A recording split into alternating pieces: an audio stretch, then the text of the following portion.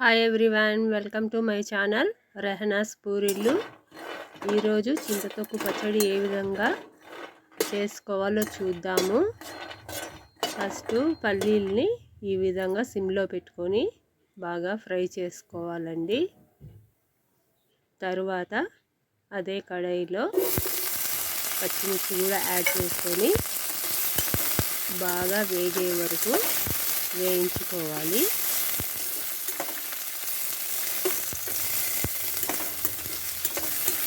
ఈ విధంగా వేయించుకున్న తర్వాత వాటిని కూడా పక్కకు తీసుకొని టమాటాలను కూడా బాగా వేయించుకోవాలి.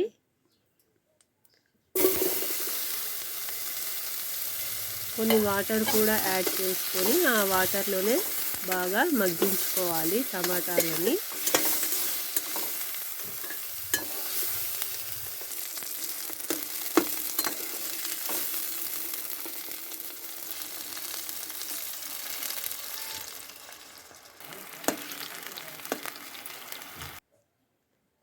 ఈ విధంగా మగ్గించుకున్న తర్వాత అన్నింటిని ఈ విధంగా తీసుకొని రోటిలో ఫస్ట్ పల్లీల్ని వేసుకొని కొంచెము రాక్ సాల్ట్ వేసుకొని బాగా దంచుకోవాలి. ఇది బాగా మెత్తగా దంచుకున్న తర్వాత దీనిలో పచ్చిమిర్చి అనేది యాడ్ చేసుకొని పచ్చిమిర్చి కూడా బాగా మెత్తగా దంచుకోవాలి.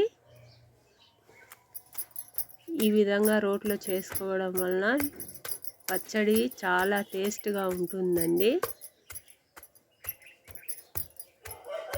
ఈ విధంగా బాగా మెత్తగా దంచుకున్న తర్వాత ఆనియన్, చిన్నుల్లిపాయ, కొంచెం కొత్తిమీర కూడా వేసుకొని బాగా దంచుకోవాలి. తర్వాత టమాటాలని కూడా యాడ్ చేసుకొని బాగా దంచుకోవాలి. లాస్ట్లో కొంచెం చింతొక్కును కూడా యాడ్ చేసుకొని బాగా మెత్తగా రుబ్బుకోవాలి.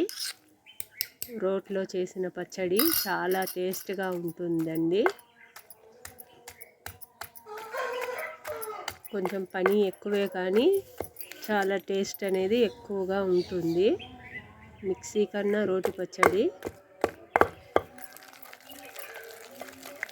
మనం దీంట్లో కాచిన నీళ్ళు వేసుకుంటే 2-3 రోజులు ఉంటుందండి పచ్చడి. చల్లనీళ్ళు పోసుకుంటే 2 రోజులు మాత్రమే ఉంటుంది. నేను చల్లనీళ్ళే పోసుకున్నాను. ఈ విధంగా వాటర్ కూడా వేసుకొని బాగా రాముకోవాలి.